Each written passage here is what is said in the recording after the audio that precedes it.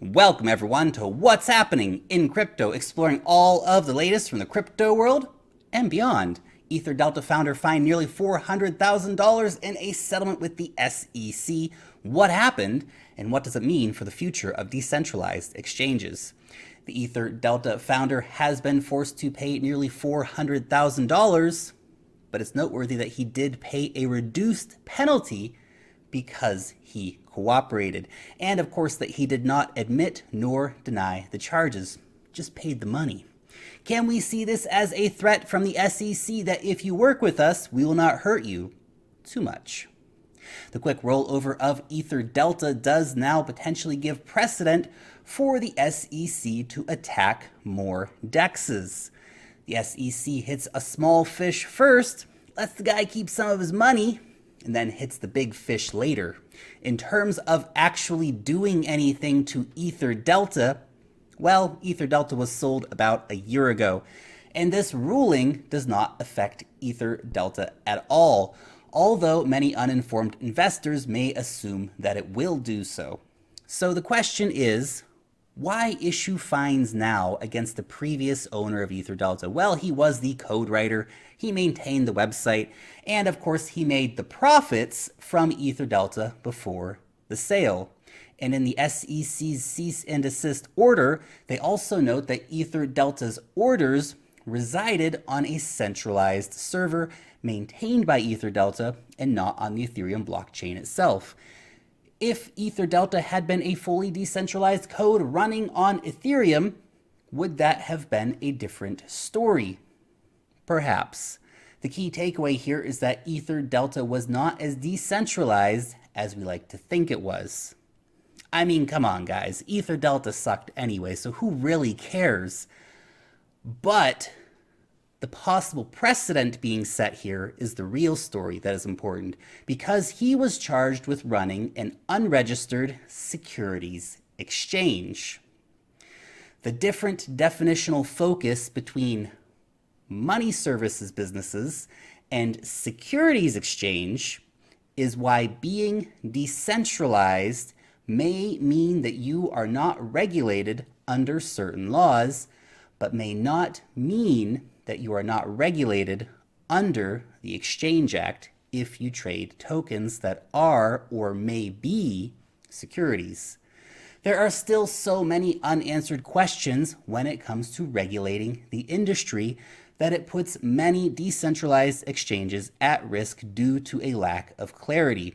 For example, will the SEC seek out people under the wide-ranging broker-dealer definition, which includes persons that affect securities transactions for the account of others for a fee, even when those other people are friends or family members?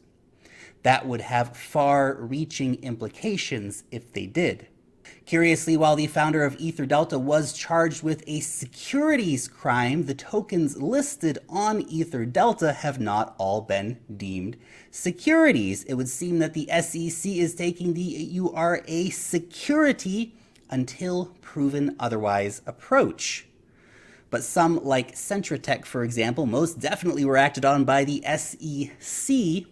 The really tricky thing with EtherDelta is the open listing system that lets anyone list their coin there, basically guaranteeing a huge amount of scammy BS and securities.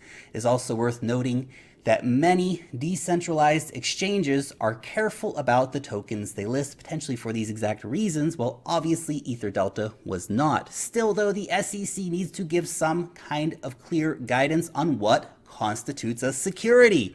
The old "if it looks like a security, smells like a security, then it must be a security" mantra is far too vague for the exploding token market. That being said, the SEC has just come out with an announcement saying that we will soon receive a plain English set of guidelines on when a token sale is deemed a security. This serves as a reminder of what decentralization means also, particularly in terms of exchanges. It is often a question of code, not leadership or head offices. Decentralized exchanges are largely not censorship resistant, just a non-custodial solution. And this is important to understand. As we have discussed many times before, decentralization is not a black and white issue as we might like to assume it is, and all DEXs are run by teams with a business model. As IDEX reminded us recently, of course, by excluding New York State traders.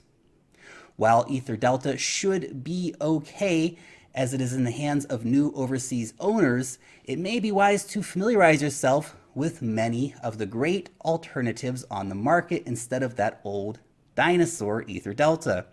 Look to alternatives such as BarterDEX, which has an unknown founder, by the way, Waves, Russian, good luck with the SEC on that one, eh?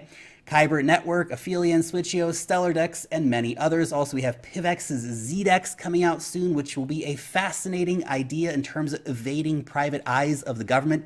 DEXs like NEX that are working on being as compliant as possible are also a good indication of where decentralized exchanges are moving. You control your funds, but the exchange has to follow all the rules. The reality is that there is no DEX currently that the SEC would not potentially take an interest in. Being able to get them, that's a different question. Part of the problem too is that EtherDelta never registered as an exchange. Many of the newer DEXs are much more savvy than that and are working to be as compliant as possible with the laws. Ugh, compliant, what a gross word. So, what are the repercussions? Possibly nothing. This is not a war on decentralized exchanges, but a fine for the former owner of EtherDelta, which did not register their business. This could, though, possibly be a far-reaching precedent for all DEXs to make them comply and register. But I don't think it will have a big impact because so many DEXs are playing it safe and only listing a small range of tokens and are based far away from Euro's jurisdiction. So it becomes nearly impossible to stop them as VPNs and new tools give access to basically anything, anywhere, anytime. DEXs are a good way to try and escape security laws, but the SEC will find you. As much as we may not like it as a community, these regulators are not going away. And in fact, many new crypto companies don't want to hide in the shadows anymore, but they actually want to come, register, and follow the rules so that they can access more markets with little to no trouble. This will be key for the success of the security token industry. The best outcome for the crypto economy will be the end of all of these legal gray areas and to get definitive legal frameworks. One thing is for certain though, the story is far from finished. Thank you so much for watching this episode. I would love to know what you think of the EtherDelta story down below in the comment section. Thumbs up the video, subscribe to the channel, hit that bell to stay up to date with what's happening in crypto. Join the conversation over on Twitter. Long live the blockchain, and peace out till next time.